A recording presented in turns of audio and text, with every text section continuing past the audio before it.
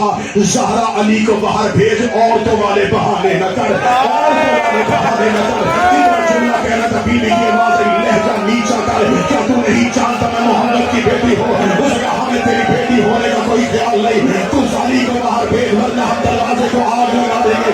आग लगाने का नाम आना था, एक शख्स ने जलती हुई आग उठाई, जिसने ज़हरा के दरवाजे के आग फैली। आग के शोले ज़हरा के दरवाजे से बुलंद हुए। मैं करबला में दो भाइयों की कब्रों में खड़ा हो, ज़हरा के बेटों की कब्रों में खड़ा होकर गवाही देने लगा।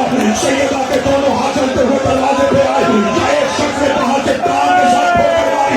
चलता हुआ दरवाजा ज़हरा के ऊपर आया, सिर्फ दरवाजा नहीं था, इसके अंदर लोहे की मेख लगी हुई थी। मेख ज़हरा को वहां लगी, जहां पंछी लगी थी, मेख ज़हरा के सीने पे आई, दरवाजा ज़हरा की पसलियों पे आया। ज़हरा की आवाज़ आई,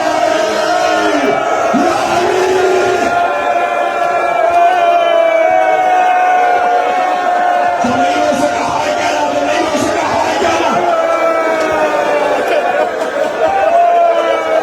तुम्हें ज़हरा का वास्ता करबला में अपनी आवाज़ बचा के न लेकर जाना।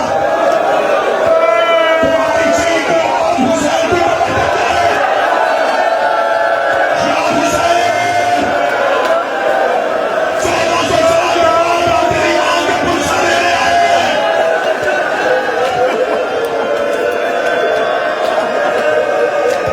हौसला, हौसला, हौसला। मैं उतना पढ़ूंगा जितना बर्दाश्त करूंगा।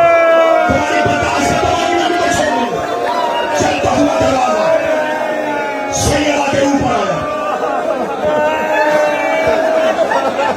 पहलो हरमैन जाऊं, पूरी मंजर बनाए। बीवी का दरवाजा सारे मंदिरों में से देखना, ये हरम के बनाए हुए मनाजर हैं।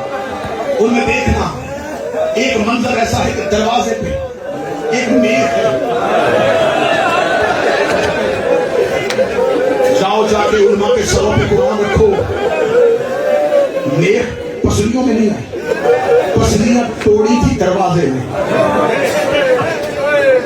मेख वहां लगी जहां अकबर को पर्ची लगी थी।